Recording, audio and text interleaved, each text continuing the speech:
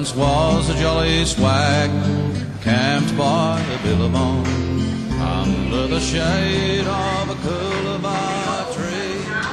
And he sang. Everyone can hear me? Yes. Okay, tonight we are very privileged indeed to have a presentation by Insun, Sony, Mustapha, Fenner. She comes with very good credentials. She graduated with a bachelor's degree in economics, worked at RTM as an English program scriptwriter. Also, she worked as a cultural affairs officer in USIS. And even though she has no education in journalism, she has 5 published books. 3 on her father, Mustapha Hussain. He was one of the earliest Malay nationalists of our country. Now, as I said, she is a very important writer. And in 1999, Insun was the first woman to receive the nation's most prestigious writing award. This was the Hadiah Sastra Perdana for biography. The book was Memoir Mustapha Hussain, Kebangkitan Nasionalisme Melayu Sebelum UMNO. Translation, The Memoirs of Mustapha Hussain, the father, The Rise of Malay Nationalism Before UMNO.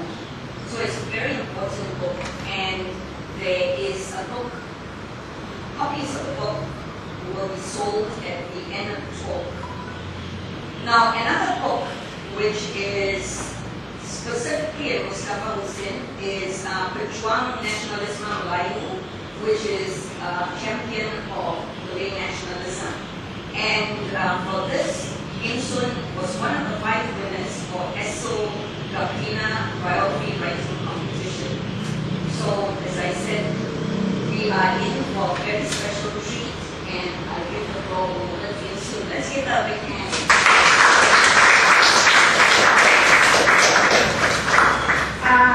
Can the person at the back hear me?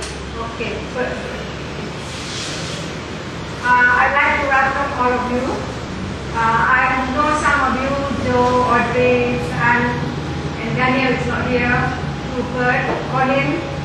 So I'm happy to have met you all, and I want to make more friends in Malacca.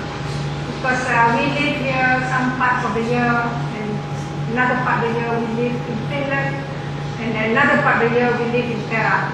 So when we are here, it's nice if I know more Malaccans as friends. Also, I want to thank my sister, my nephew and the family, and then my staunch supporter, my husband, the tallest guy in the room.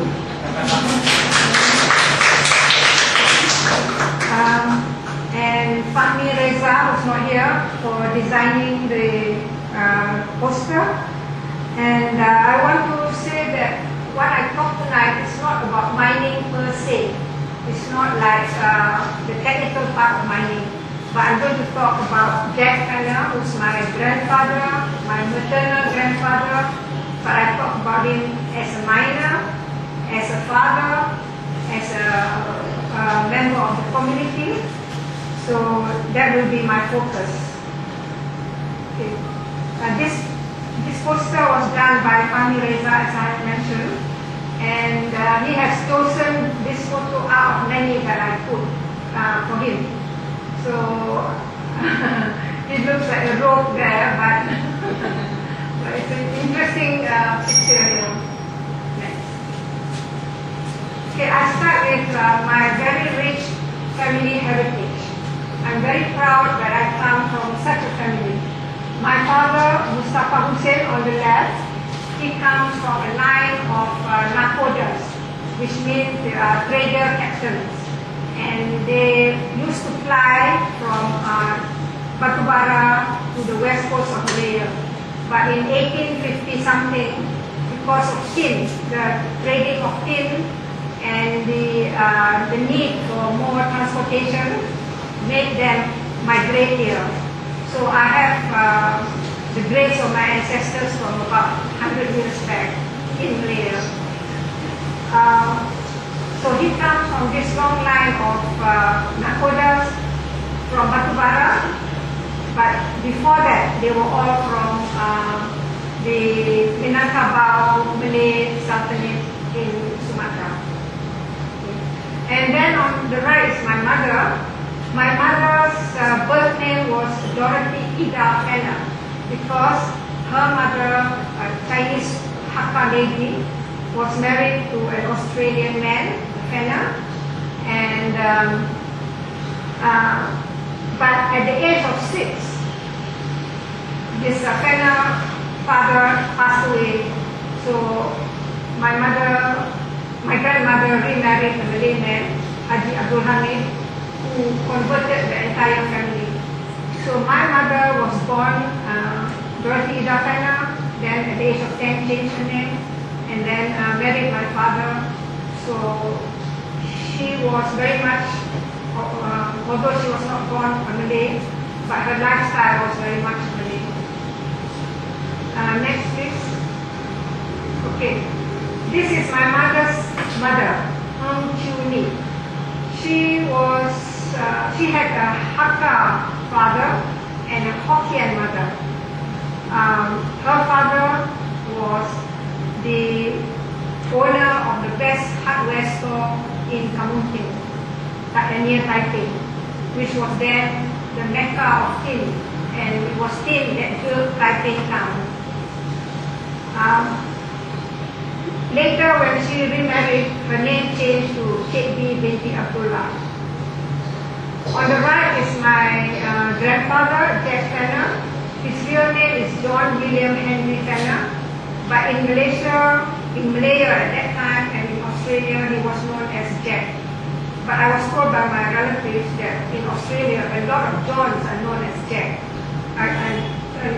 You DJ Bangkok said, yeah. So next please. This is the grave of my grandfather, Jack Fenner. You see his birth name was John. Okay, he was born in Unite, Victoria, which is about 2 hours drive from Melbourne, north. And he died in 1926 at the age of 47. I show you his grave first because it was at this grave that for the first time I learned that I had a white man as a grandfather. Because in those days kids don't ask many questions and parents don't tell many things. So I never wondered what my maternal grandfather was until I went to his grave. So I remember going there and I was in a Malay school at that time. I was very nervous because as one of the religious teachers said to us that we shouldn't go into a Christian grave, Christian cemetery. So I was very nervous on that day. But my mother said, okay, this is your grandfather's grave. And since that day, the grave has haunted me. All the time I wanted to know, who is that man in the grave? What was he? What nationality was he? It's always in my mind, and that's why I have now become like a family researcher. The interesting thing about this cemetery is called at that time Kinta Christian Cemetery. But now of late it has been called God's Little Acre, and this was set up in 1880s, this graveyard. But somehow there were not many expats or white people who died here until the emergency. Then during the emergency, the number just added up very fast. In fact, there were 115 of burials there were attributed to being murdered or killed by the communist terrorists, including the 3 persons, Alison, Walter, and Christian, who, when they were killed on that day, the very next thing the government declared emergency. So they are also buried there. And there's also a roll of honor for the soldiers who had died there. This cemetery is very well kept. It's by the Perak Planters Association as well as the Palm Oil Association. Next. This is the obituary of my grandfather, Jack Fenner. It's a long one. So when I first saw this, I was 40 years old. And I thought to myself, if for somebody to have quite a long obituary, it must have been quite important. But that's all I knew, because in those days, information was very difficult to get. There are two things I would like to mention here. I will give you later the paper, but for the moment I'd like to mention here that there are two things. One is that it mentioned that he was the discoverer of the big Kamuntin mine, number one. And number two, there is a mention about him as a very generous man. He was generous to a fault. He made a lot of money, he had a small fortune, but it all went away, melted away because of some mining ventures that did not work, but also because he spent a lot on friends. Anybody who came to him for with a sad story, he will always oblige. So, next please. Okay. Maybe Jack himself did not know, but he comes from one of the oldest family in Germany. It is 164 years old. If you can see, this is an interesting thing in this particular page. The number third and fourth generation in the 1450s, they were already in the hospitality business. They were innkeepers, guest housekeepers, two father and son. So somewhere along the line, our line, there is this tendency into this business. The one on the left is the family crest that the Fenner has had since 1550s. It was given to one Eckhart Fenner, who had taken part in they call it the Marburg Discourse or Marburg Polity. It's a discussion between Zwillinger of Switzerland and Martin Luther of Germany to talk about the presence of the Lord at the Last Supper. So, but in the end, they did not. They agreed on many things, but not on that particular point. So, the merge never came through. Okay, next. This is Jack's parents, the German man, Johannes Fenner. He was a big guy and he was a gold prospector. And on the one holding the baby is my great grandma. She's a Welsh lady. So Jack is half German, half Welsh. And this Welsh lady was from a family that came directly from Wales, but she was my great grandma was born in South Australia. Her name is Mary Walton Thomas. That's their marriage certificate. So Johannes Fenner left Germany at the age of 19. I don't know how he made his way to Liverpool. And from Liverpool, he jumped onto the ship called King of Algiers and then took the journey to Melbourne, Port Melbourne, all in the name of gold. All he wanted to do was gold for seeking. So all his life, he was gold for seeking, but there was one time, 12 years, that he and my great-grandmother, the Welsh lady, ran a hotel. It's called Dunet Hotel. It's a rambling, 8-room rambling wooden bungalow, and the family lived in there too. So that's another hospitality business incident. Next please. Okay. This is our ancestral home in Germany. It's from here that Johannes was born in this room, this house, in one of the rooms. When I was there, they showed me the room. And it was from here that he went to Liverpool and made his way to Australia.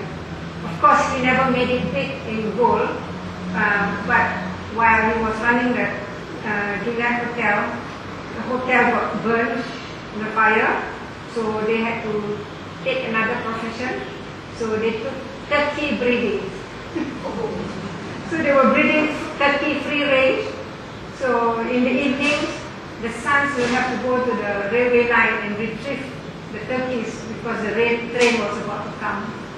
So next please. This is the grave of Johannes and Mary in Australia. It's in MHHC Cemetery, Victoria. And I was there recently, and I was quite surprised to see this huge place, very well kept. But there is a section for Wesleyan, there is a section for Catholics, and this is for, I think, the Church of England people, because my relatives are all buried there. So, next. Okay, this is the earliest picture of Jack that we have. So Jack is the one at the top there, number 3 from the left. And you see the tear in the picture. I'm wondering whether he had torn this picture. I'm not sure. But the tear is exactly at his face. So, and this school, this is the entire population of the school. And there are 3 Fenners there. One at the top, one is the one named Ida, and another one in front, Charles Fenner. Next, please. Okay. This is Jack as a young man. I don't know what year this was taken, but Coles is a very famous supermarket in Australia, and they were founded in 1914. So was this part of Coles, or was there a Coles studio? I don't know. From whatever I have gathered about Jack, he was a very determined kind of person. He would not take no for an answer.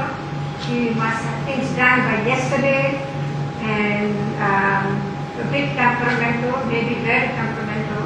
So next please. Okay. So when Jack came to Malaya, it was 1907. It was a year after the discovery of the pneumatic tire.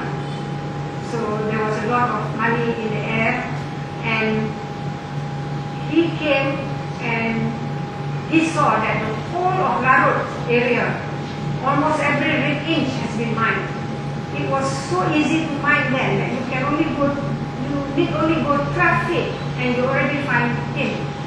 So lots of tin mines, small, big and medium size, and as soon as they exhaust a little hole, they will move to the next one. So the whole Tajik and Kamuting were totally like pockmarked, like moonscape. So, and he started his own business. He knew it was good not to compete with the Chinese who has been there for tens of years. So he kind of blended in with the Chinese, and he had his own mine. But every day he would go around looking for other mines just to find out how much tin was being mined at each one and what kind of tin. So he needed all this information. And he carried on doing his business, but at the same time he was trying to get financiers to come by to help him bring the dredge. But people laugh at him, especially the Brits. They laugh at him and say, you know, you're talking nonsense. It's already exhausted. The tin is already exhausted. But he said, no, you just wait. I have all the data to show that even the Dulang washer woman, he would watch them just to see how much tin were coming out from these rivers and so on. So he had a Chinese boy as his mate to go around with him, scouring areas and trekking areas. I don't know whether it's this Chinese guy, but his name was Asiong. And from this Asyong, he learned a lot about Chinese superstition about him. At that time, Malays and Chinese believed that every tin mine had a guardian spirit. And if you do not appease the guardian spirit, the spirit will move the mother lode somewhere else. Yeah. So sometimes they hire Malay bombers to do this job. And the Chinese were very, very superstitious about things like, if you go to their mine, you shouldn't wear anything leather. Number one. Number two, you shouldn't bring an umbrella. And never a pregnant woman. Yeah. And they believe that these guardian spirits can appear in the form of little animals. So if they see a tortoise or a rat or a rabbit, these are welcome. They even welcome fire, but never a pregnant woman. And they were so superstitious that even the very first rice pot that they cook in a new venture is very important. If the rice is not well cooked or burned, then they believe that the whole operation will go to waste. There won't be much thing coming out of it. But if it has a nice crust and yet not burnt, then they believe that this mine is really very productive. So Jack knew all this, so he avoided upsetting the people who are already mining there. Okay. This is a very important picture of tin mining in Taipei area, because the guy in the middle, Sir John Anderson, was the governor of the state settlement, and I think he went there to visit the mine of Ng Bu Bi, which is number 2 seated on the left. Seated here, number 2. This Ng Bu Bi is very well known in Taipei. He was one of those who first had a brick company. He also had opium farms. He also was the main contractor for the first railway line from Taipei to Port Well, which is about 8 kilometers. So he was the main contractor. And this mine was his. So for Jack, standing left, my grandfather, for him to be included in the photo, it shows that he was well into the group then. And this is Jack Fenner's signature. I believe this guy is Stanford Records, one of them, on the right. I'm not sure which one, but Stanford Records. This is not Stanford Records. No. Frank Circunet. Okay, next one. So Jack not only had mines, he was also into horses. And it's interesting to know that he has 2 horses. This is in 1916. He had a horse named Starlight and Starlight 2. And Ng Bu Bi, the rich Chinese tycoon, had a horse named Pegasus. So they were all together mining and horse racing and having fun. Next. This is just as an aside. Jack had a car in 1913, and his driver was charged with reckless driving along the main road of Taipei. So, of course, the chauffeur Haji Yaakob, his name was, pleaded not guilty, but nevertheless, his license was suspended for 4 months. But in the family, we believe that it was Jack who was driving the car. So the driver just took the rap. So he was that kind of a man, Jack. So after years of campaigning to get investors to dredge the areas that the Chinese had worked, his hard work paid off with Mr. Patton, who was an Australian manufacturer. You won't believe it, he was a manufacturer of jams and pickles. But he had a foresight. From Australia, on the way to India, he stopped in Malaya and decided tin is better than jam manufacturing. So he and Jack floated the largest tin dredging concerns in Kampung and Larut. So the Straits Times reported that Mr. Fenner was the discoverer, or rather the discoverer of the whole of the Larut mining field. Now, this is more on this Austral-Malay mining company. As I said just now, Mr. Patton was a manufacturer, but he later became a politician, and his last post was Minister for Trade and Customs in Australia. So together with Austral-Malay, Mr. Patton, Jack floated two big mines. One is called Kamunting, 500 acres. It was floated in London, and the other one is Kampung Kamunting, floated in Sydney, 884 acres. The managing director, after some time, was saying this, gradually come to feel that almost any land in the neighborhood of Taipei, previously worked by the Chinese, will still be found to contain sufficient tin to show a margin of profit if finally worked by a large modern market dredging. So Jack made a lot of money from this, but as it was mentioned in this obituary, most of it melted away.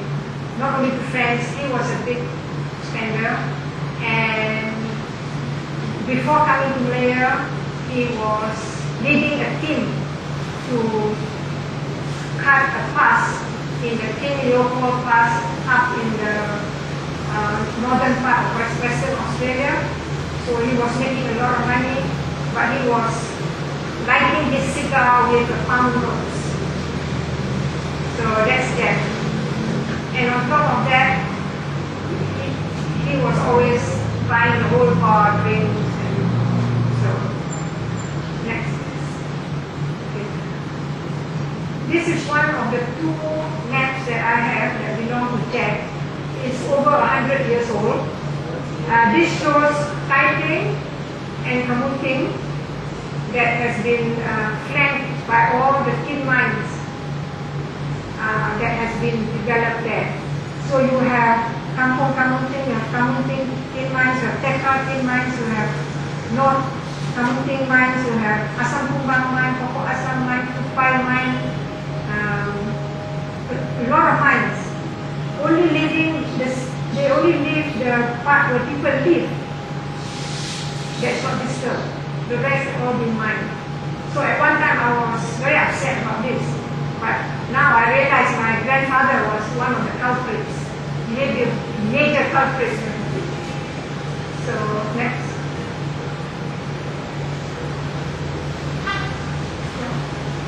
This is just another clipping. It's about almost about the same thing, about him being the discoverer or the rediscoverer of the whole of the Larut mining field. I'm putting this up to just show you that when I started researching on my grandfather 20 years ago, I only had his photo when his grave that I saw at 12 years old, his photo that I saw when I was 20, and his obituary when I was 40, the earlier obituary. Now, you can find a lot of this on the internet. And I have friends like Mr. Hu from Singapore who's helping me, and I have cousin Yahya who's feeding me, and sometimes Bert also send me. So now it's much easier to do the research. Next. Yeah, next.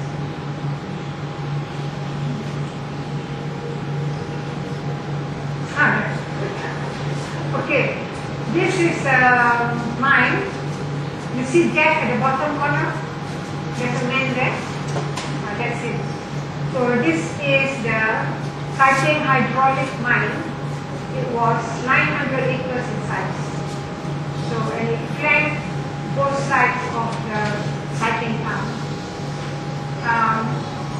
He was general manager here for a long time. But, I mean, to him it was long, 2-3 years, because Jack was always moving about. He never stayed put in any project.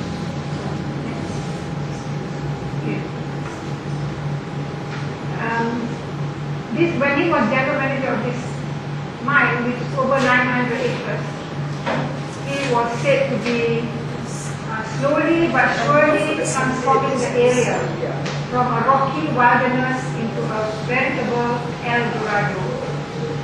And this mine was one of the most sound and promising tin mining enterprises in the Netherlands.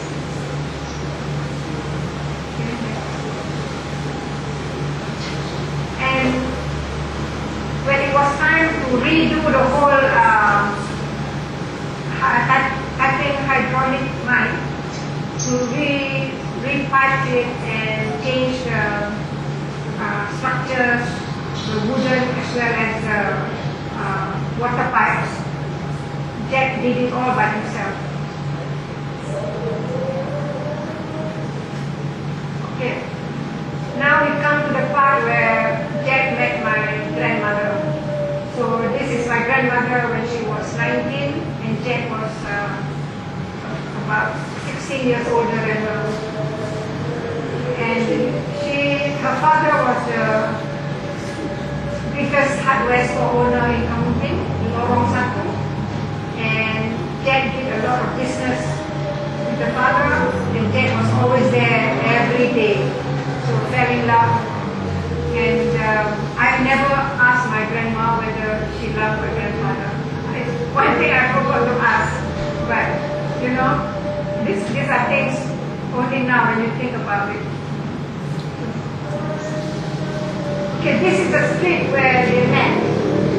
This picture is supposed to be in 1890, and this is a picture that I went just 2 years ago.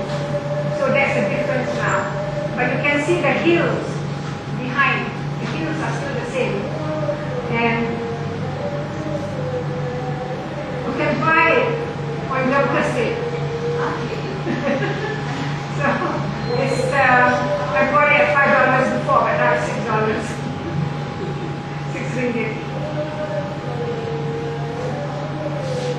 So it's on this street that they fell in love and married. This is the only picture we have of Jack with my grandmother together. It is at a wedding, and you can see Jack. He never leaves home without his revolver. So even to a wedding.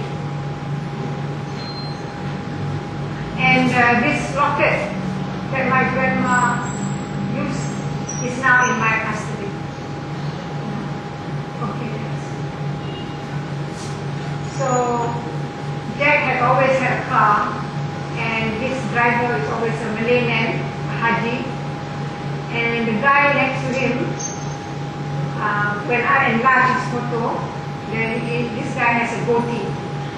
So I know that this guy is Mr. Cumming, and Bert has sent me some information on Mr. Cumming. Mr. Cumming had a goatee, and so the villagers, the village kids call him call him Tuan Kambing, because his name is Cumming, and he looked like a goat with a goatee, so they call him Tuan Kambing. And he was Jack's best friend towards the end of Jack's life. He was a general manager of the very famous street trading company that had the monopoly of tin from Selangor and Perak. But because of his love for horses, so the boss said you either choose your horse or your job. So finally he left and he opened the mine on his own and also a small stable. But he did not do well. But his two brothers also coming, they did very well in the Next. This is Jack on the left. On the right, I remember when I received the photo, it's written there,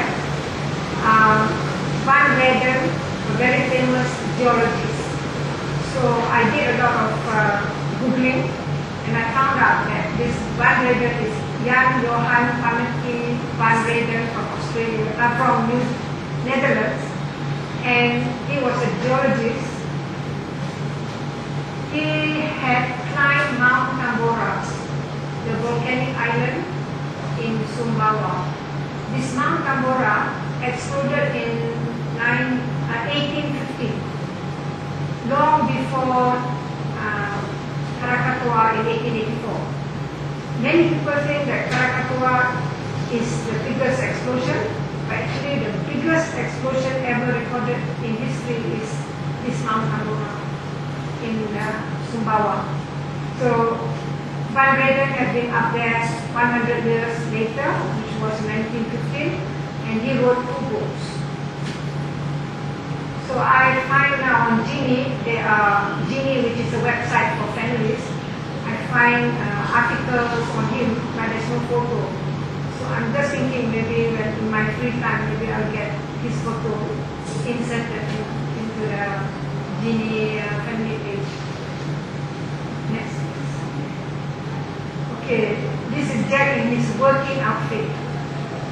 He loved weapons. So in between mining and prospecting and drinking and enjoying his life, he had time to polish his revolvers and all that. He was also good with his throwing knife. My mother has seen him throwing a knife into the yard, and it's killed a chicken running across the yard. That's how good he was with the throwing knife. And sometimes his neighbors, who were Japanese farmers, needed somebody to kill the wild hogs that were destroying the farmers' crops. So Jack would readily volunteer himself, and he would go and get the hogs out of the way.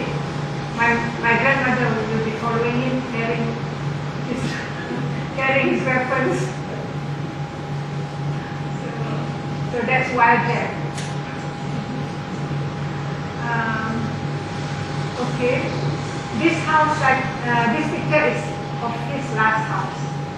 At first I thought it was a bungalow in Maxwell Hill, but I have studied it of his last house in Tengah. Okay, I don't know whether he went tiger hunting or not. I have no document to say that. This I know was in his collection, this photograph. And for a long time, for almost 20 years, I didn't know who this man was. But something tells me that maybe Charles Alma Baker. And after much consulting with Bird and looking at old photographs, it's true, it's Charles Alma Baker.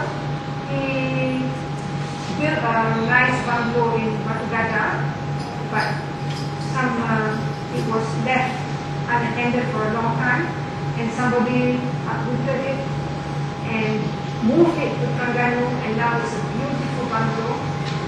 This person must have bought the thing and moved it to Terengganu. It's called Ombak, now the house. The pillars are from his house, but the walls and all that have been done up. So Charles Alma Baker, he was a surveyor who came to Malaya, but he found that mining was more profitable, so he went to mining and he bought a lot of rubber plantations. And his hobby was to go back to New Zealand to promote fishing as a game. And I believe he was the first to use the 2-stick reel.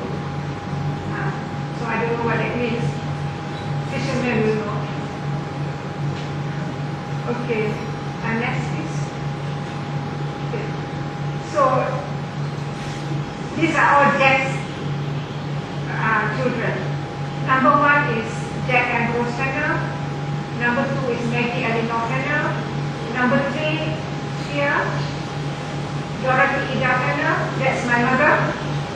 And then James Thomas Fenner, my uncle, and the youngest child is Albena.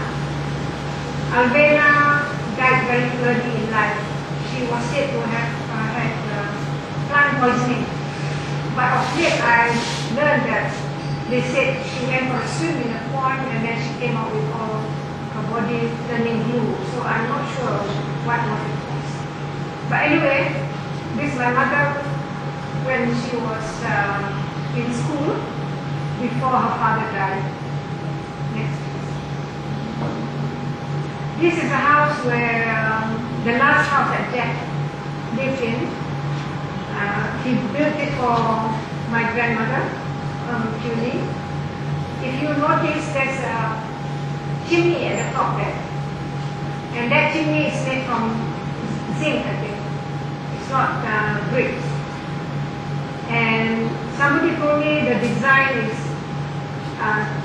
Sino as well as Malay. Somebody who knows about architecture. So I'm not sure about that.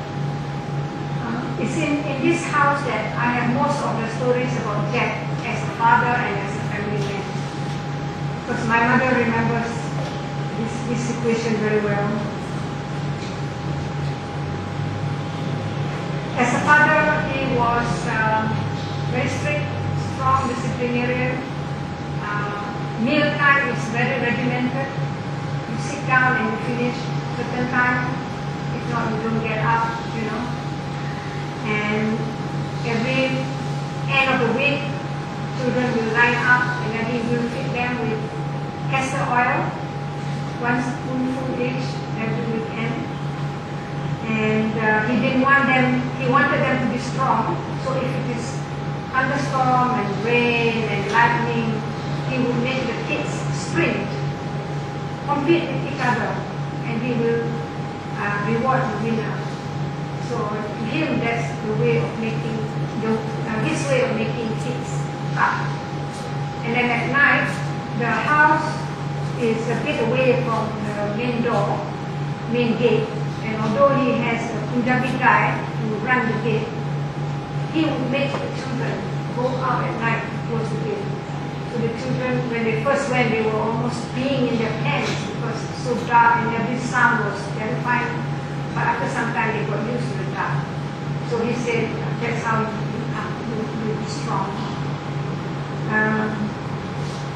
But he had a very tender heart. For example, the Punjabi man's stepson was about my uncle's age. He took the boy in and paid for the boy's schooling and, you know, treated the boy just like the son. And whenever this house is across the railway line, so there's no road for him to come except to park his car across the railway line and walk to his house. When he walks to his house, he has to pass some Japanese farmers' huts. So whenever he does that, he did that, the Japanese farmers would stop whatever they were doing and would salute him and say, "Tabe tuan." And only when he nodded his head or give a kind of nod at them, then only they stopped saying that. Otherwise, "Tabe tuan." So, and they're kind of awed by him. They're scared of him, but at the same time, they know he has a good heart. Because in his house, he has a big almirah covered with medicine, all nicely labeled. He has eye wash, mouthwash, iodine, and aspirin and little pain killers or something like that. And the farmers would come to him if they have cut or they have fever or something. They would come to him, and he would dispense his medication. And he would even tell my grandmother how to do it. So in our family, all of us have little baskets of medicine. This is a kind of like a habit, and we believe in chemicals a lot as a result of this. And if somebody is sick or need transport to go to the hospital, which is like 40 miles away, so my grandfather would loan his car or his horse carriage. And the horse carriage is actually for my grandma. So my grandma would have her hair done in 2 long pigtails, and then she will bring it up here and tie it up here, and then she had this glossy black hair, and she would sit in this horse carriage, and the driver would take her to the nearest town, which is the most station town, now almost gone. And then she would buy whatever she wants, but she doesn't even have to haggle for the price. She will just point what she wants, and everything is taken care of, and the horse carriage man will pay for everything. But even despite of it all, my mother said, because they look European, but they have Chinese mother and a white father, when they go shopping, sometimes they hear the words "chapcheng." So my mother said, initially she thought it was chapchai, like mixed vegetable. But then, as she grew older, she realized that this was chapcheng, meaning mixed blood, in a not so nice way. So the shop owner, they love to do business with my grandparents, but they still cannot accept the fact that the Chinese lady is married to a white man. So whenever my grandfather has helped the villagers, they would come by and they would prostrate on the ground, say thank you for helping them, medicate them or something. And sometimes they would bring farm produce as a gift. So it was also at this house that Jack was, he was the representative for Padang Motor Union, Perak Motor Union, which later became the Automobile Association. So in general, my grandmother led quite a good life whenever Jack was in money. At other times, I guess she had to, I don't know how she managed. Okay, so now,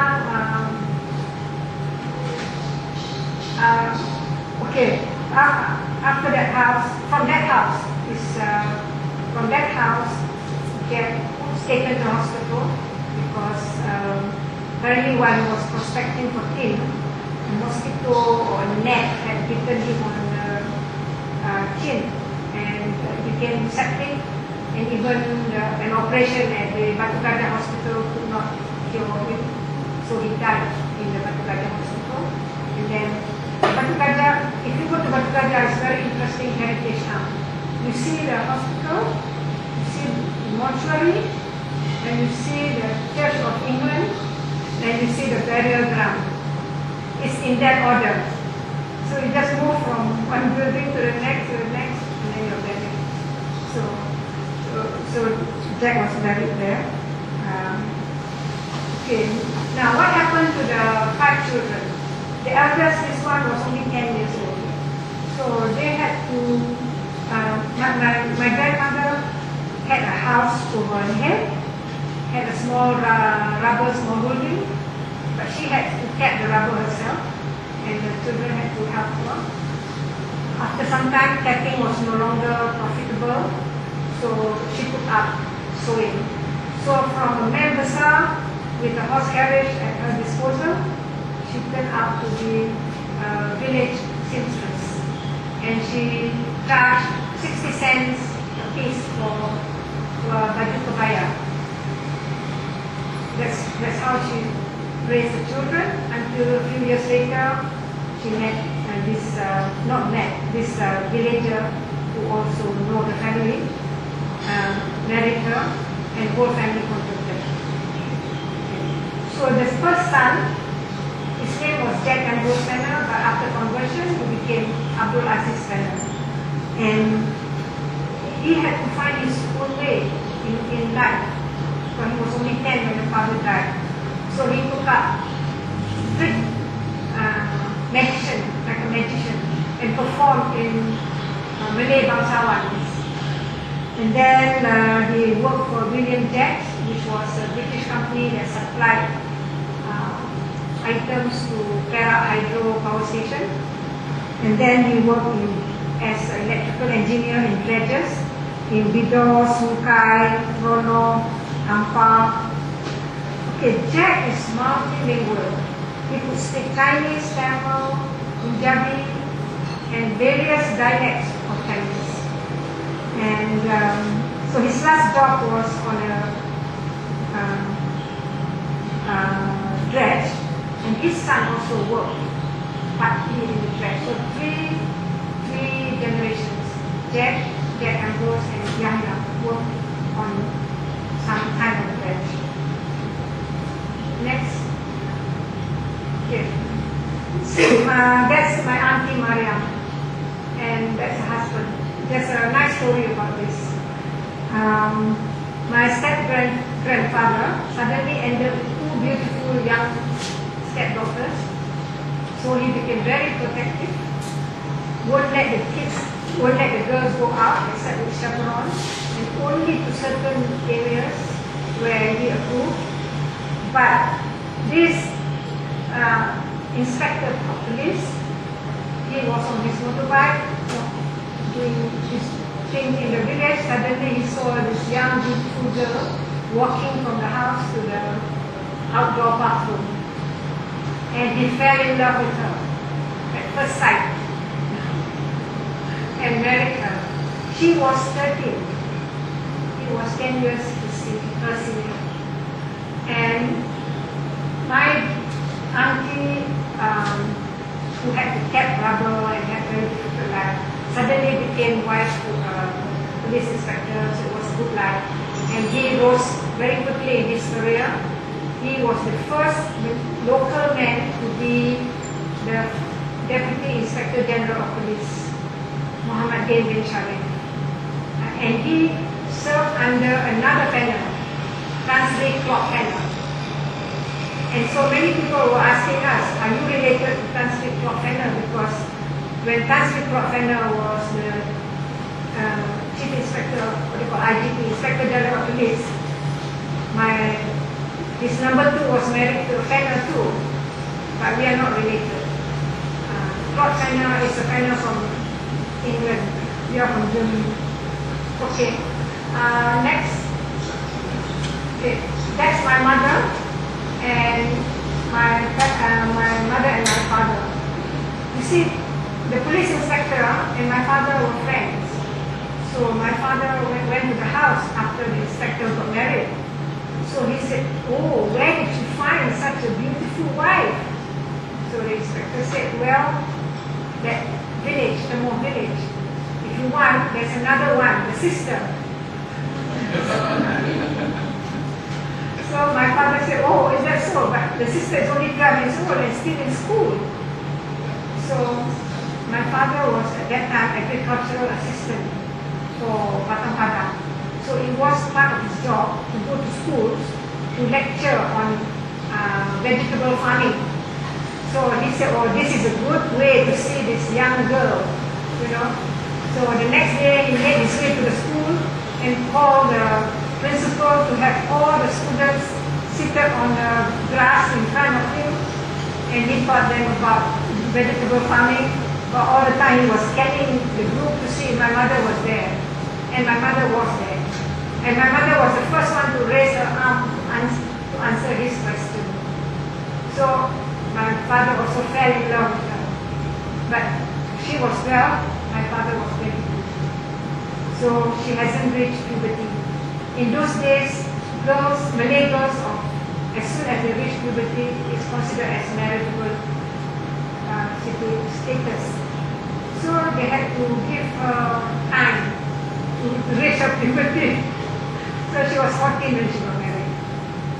My mother was 15 when she had her first child. Those days. This is 1935. Next.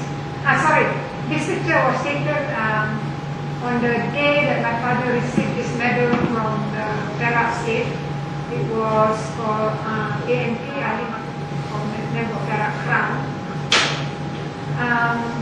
for his deeds during the Japanese occupation, during the Japanese invasion and occupation of Malaya and Singapore. My father saved a lot of lives. So this story is in the memoirs. So he literally saved hundreds of lives. The next please. These are the 3 books on my father. The first one on the right is in Malay, and then the one in the middle is the abridged one. As I have brought some if anybody would like to buy. I have 10 copies here.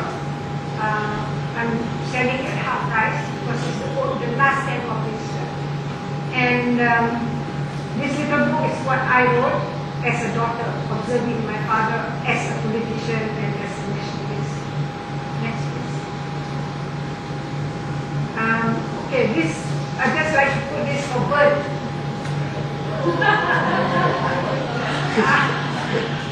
My parents, my 5 of us, 5 sisters. So, and that's the second day of Hari Raya.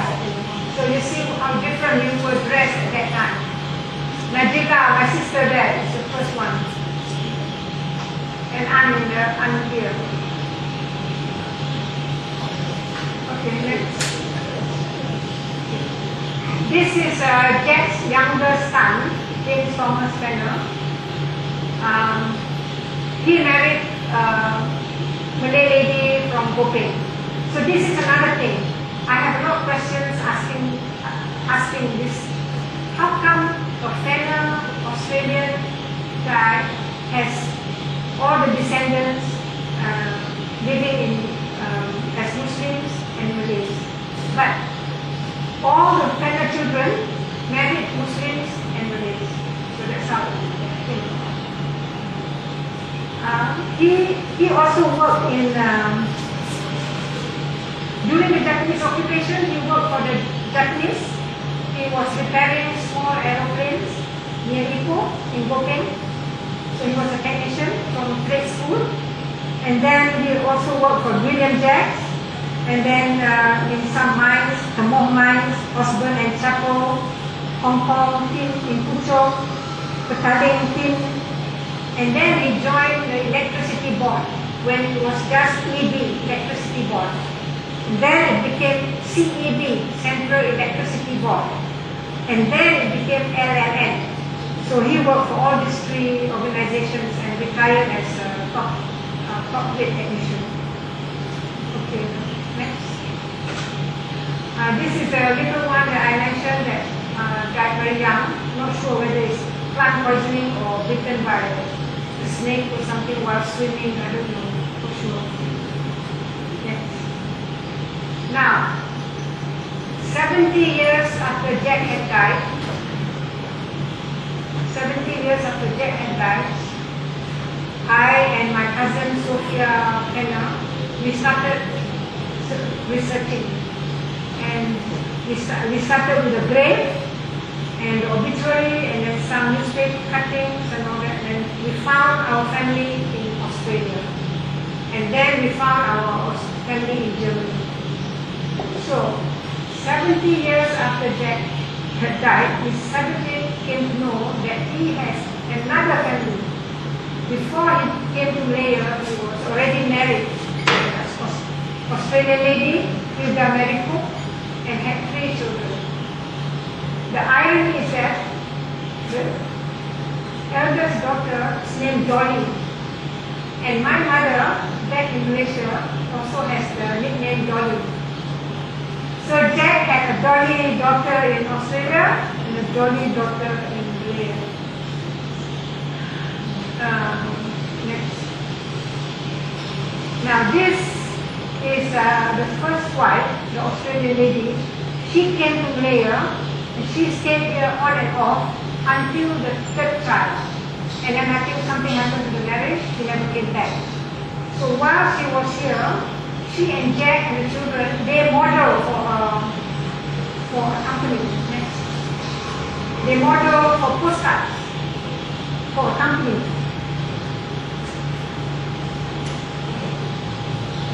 they model for postcards.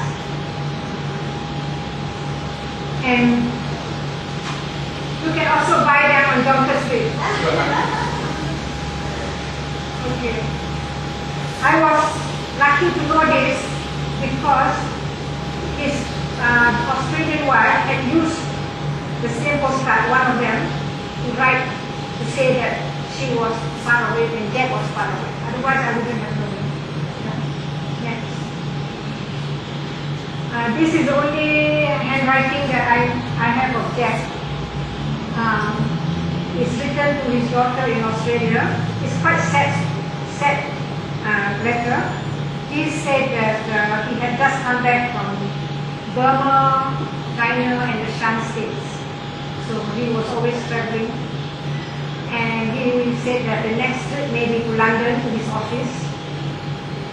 However, the sad part is that he told his daughter, "You asked me to come back to see you, but I'm not able to. Maybe when you're old enough and your mother is honest enough, then she will tell you." So we never know what really happened between him and the first wife. This is Dad's descendants in Australia. Yeah, I've met a few of them. So there are only about 20 to 30 of them now in Australia. From the 3 children. Next. Okay. Now we come to Jack's siblings. This is his youngest brother, Thomas Richard Fenner. He enlisted for the First World War in 1916, and he was a teacher, very good teacher. He enlisted against his mother's wish. The father let him do what he wanted, but it was against his mother's wish. And so he lay buried underneath this grain grass. Yeah, there are thousands of bodies under such fields in France. So he was first sent to, after enlistment, he was sent to England. He was supposed to learn signaling as a career, but he wanted so much to go to the front. So they sent him to France, northern France, near Poitiers, near Somme, near Amiens, and thousands of Australian soldiers are buried underneath there, trying to gain just a few meters of land. And here, between this and the farm there, it's called Moke Farm, the farmhouse, thousands lay dead in the ground. So now when the farmers, they are still digging up ammunition, and recently somebody was trying to lay a pipe 6 feet under. They found 2 bodies. So it's a matter of just digging, and it's so sad, it's so beautiful, but really, his death caused a lot of course, sadness to the parents, but it broke the parents' relationship because his Welsh mother kept saying to the husband, "You German people, you killed our son," you know. Because the husband is German, my great-grandfather was German. So it came to a point where they couldn't even talk to each other anymore. And the sad thing is that they thought he had been killed by the Germans. But the next year, reports came in that he had died in a friendly fire.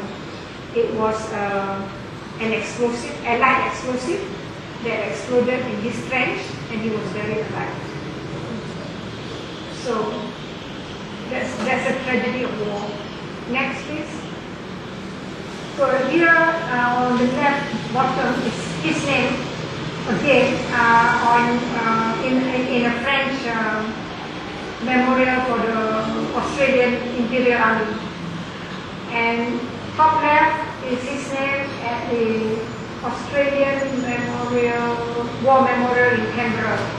The one on the right is at a gate of a park in Maryborough, and this one on the right, the bottom is also in Maryborough.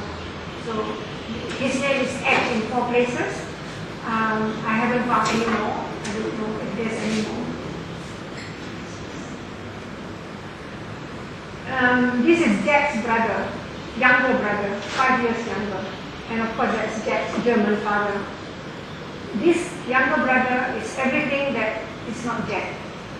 Jack is wild, Jack is full of wanderlust, Jack is temperamental, he's total opposite. And so he, at the age of 12, he had to go to work. Oh, he went to work in a newspaper office, earning a few shillings, didn't know what to do with the shillings. Every weekend give the mother the money. And later he became a teacher, and then he got himself a doctorate at the University of Melbourne, and he retired as a Director of Education for South Australia. So next please. Okay. Perhaps the most famous Fenner in Australia and in the world is Dad's nephew, Dr. Frank Fenner. He's a world-renowned biologist. And GJ here has the privilege to have worked with him. Can you imagine? It's a small world. Yeah. So among his achievements that he was working with the WHO, he led the WHO team that worked to eradicate smallpox. So in 1980, it was one of his proudest moments to say that the world is now free of smallpox that had plagued the world since the time of the pharaohs. And also the Australian economy would have become nothing if not for this control toxin that kill rabbits. So Frank was one of the 3 people who came up with this toxin. And this Fenner Hall is named after him, and there's also a school of environment and society also named after him. Next please. These are my Australian relatives. So when I go there, they try to have a get together. These are our German relatives. We meet every 3 years in Germany. There has a family reunion there. And sometimes about 120 to 150 of us get together. This was a special one because the Australians, the Malaysians, and German families were together.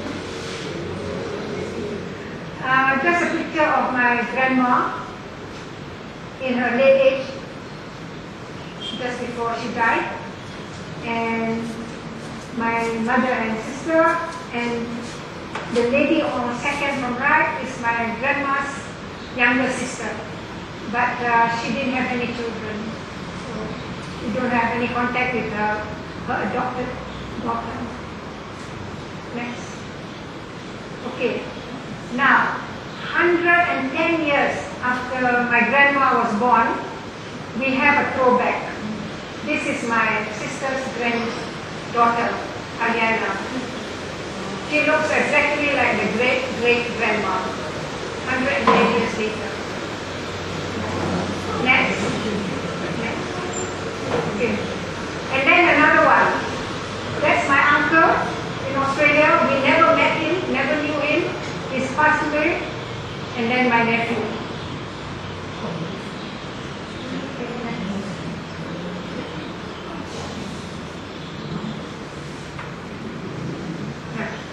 So among the Fenners, there are some that have made their name in certain fields, and these 2 great-great-grandchildren of Jack Fenner have made their name in swimming, long-distance swimming.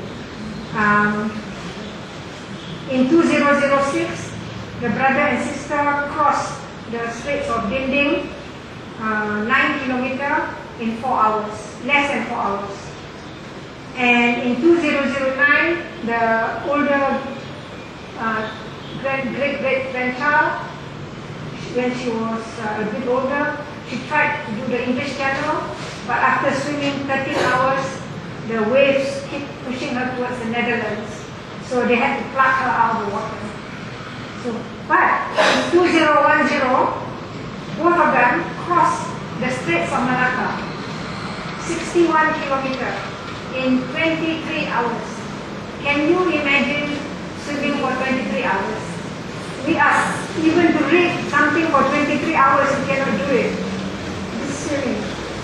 And the boy is known as the Iron Boy of Malaysia. Next. I guess I don't need to introduce them. There's the KRU boys. Well, KRU is great-grandchildren of Jack Fenner. And I guess there's no need to introduce them. Okay, next. And then that's me when I received the special award for my father's book, and also for the other book that I wrote in 1999.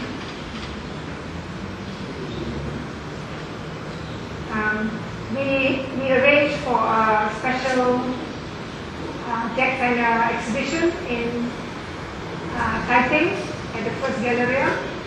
Inti Anwar Isa, the curator and the founder of the Galleria, kindly curated this exhibition for 3 months.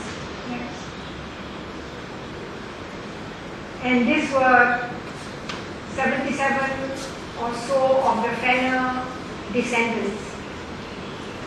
Jack has 240 descendants in Malaysia, about 30 in Australia. Because my mother and father alone has 110 descendants. So this was in 2012, and that's the end of this presentation. But there is a small clip of 3 minutes. Siapakah di antara anda yang meminati adik-beradik KRU daripada dahulu kala sehinggalah ke hari ini? Kalaulah betul anda meminati mereka, so tentunya anda tahu bila tarikh lahir mereka, siapa nama isteri masing-masing dan berapa kali kahwin cerai. Yang tu abaikan, Stasun. Ya. Dan bagi saya pula, anda bukanlah peminat tega mereka jika anda tidak berkunjung ke Galeria pertama di Taipei, Perak. Sebabnya daripada sekarang hinggalah ke Jun hadapan berlangsungnya pameran tentang keluarga bisnes ini. Kan Norma sendiri yang melancarkannya. Rupa-rupanya moyang mereka ini ialah Mat Saleh, pelombong terawal di negara kita ini. Kan jadi jika anda nak tahulah susuk galau Yusri, Edwin, Norman, jomlah kita ramai-ramai berkunjung ke pameran Jack Fenner di Galeria pertama Taipei, Perak.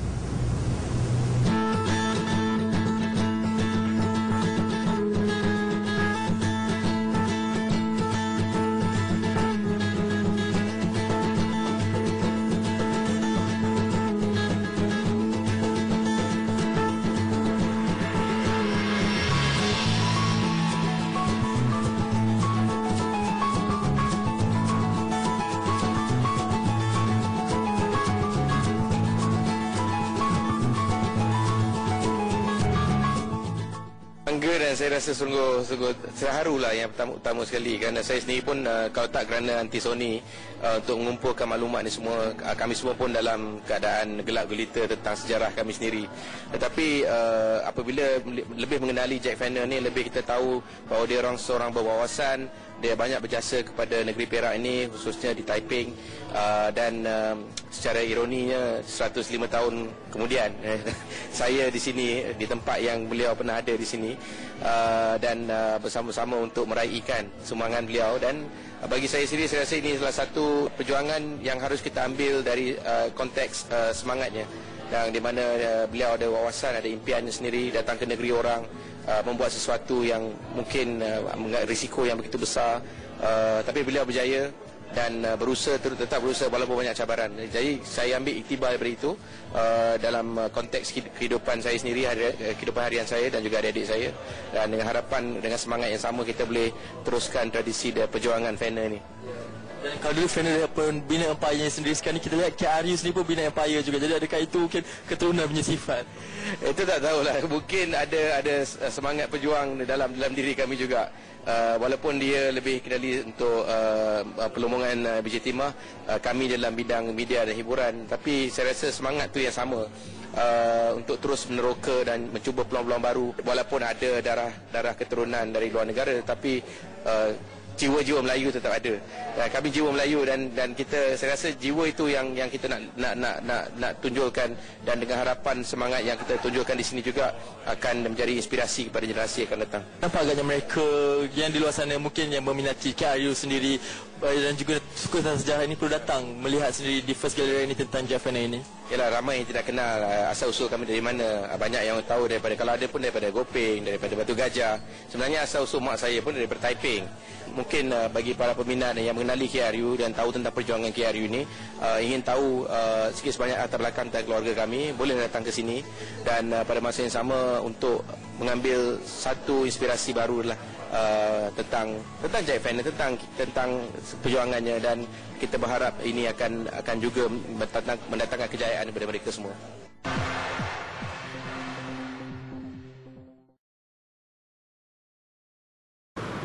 Okay, thank you very much, Insun, for a very interesting portrait of your grandfather, Jack Fenner. And thank you for introducing us to a whole lot of Fenners in Australia and in Malaysia. And we have time for 2-3 questions. I'm sure a lot of people are interested to find out more about your family and Jack, or any aspect of tin mining if you are so inclined. Anyone? Yeah, Colin. Hi, so glad to have you back here again. Just one question. I'm intrigued by your statement that your grandmother only was left with a small rubber holding. Yeah. What about the property that belonged to the Fenner family? Yeah. To Jack Fenner. Yeah. It's you see, by the time when I started looking into this, it was too far gone for me to really go into, like titleship, that. He had some, but we don't know how it went away into somebody's hands. So it's very sad. The reason why I'm asking this question is because there is some historical parallel to it from Sir Francis Light and the original common law wife. She was supposed to have inherited all things from Sir Francis Light. The will is in a museum in Kings, but the English system at that time do not accept somebody who's not English. Yes. So I was just wondering whether this is a same parallel for your grandmother. Yeah, my grandmother was only trained only educated in a Hakka school, couldn't speak English well, didn't have many friends. The few friends that my grandmother would take home were the only ones who would accept her, and this included Mr. Cummings, obviously. But otherwise she was also in in limbo, She had nowhere to turn to. Yeah. It's very sad, yes. I'm sure Jack's tin mines here and there. We know he did one in Tambor and he had one near Jindriam. And my mother said the partners did not honor their deals with Jack. Once Jack was gone, it was gone.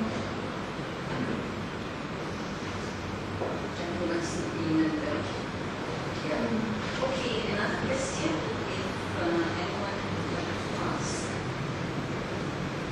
Yes, Is Jack's old house still there? No. What happened was my grandmother was also generous to afford. So she's put up the house as collateral to a friend who wanted a loan from a chettiar. And in those days there's no banks, so you go to chettiar. So when this person that she was helping, the husband just suddenly out of the blue got died from typhus. So couldn't pay, and my grandma lost the small holding to start with, and then I took also the house.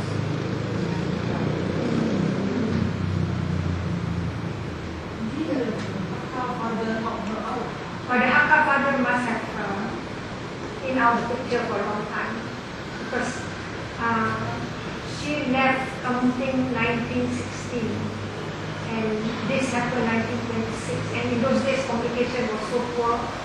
And my grandma had a brother, but he went back to China. Yeah.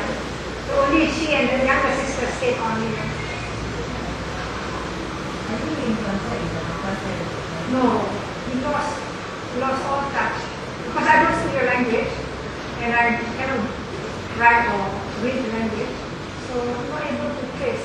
I only know my grandma said she's a cat, and she's from Mesian, which is north of Lebanon there. And I was only 15 at that time when I first saw this. So I was 40 before I started my search. It was too late to get any leads. So you know that your grandma had Yeah.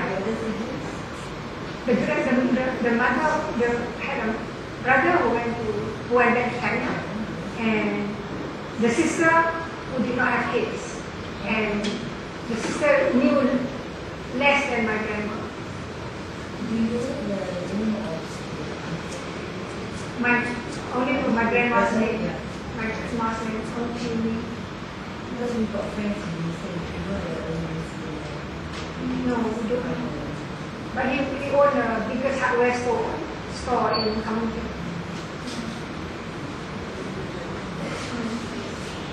Okay, one more question that wants to raise. Okay, a very quick question. Insun, what's the difference between a hydraulic mine and a dredger? Hydraulic is where you use the water and this pump, and you erode the soil, and the soil will come down to a place called sand, and this will go out into the valley. So that's hydraulic, almost like yeah. Yes. Dredge are very expensive, so it has to be really conglomerate kind of deal. Okay, I think at this point, thank you so much for the very interesting sharing of the book. Fenner family, your grandfather was larger than life, and you really brought him alive, this man, wanderlust, and lots of energy, very patient, with that car, and then, 2 wives. Yeah. It's almost like a Two families. TV movie. Lots of drama and melodrama. Okay, so let's give a big hand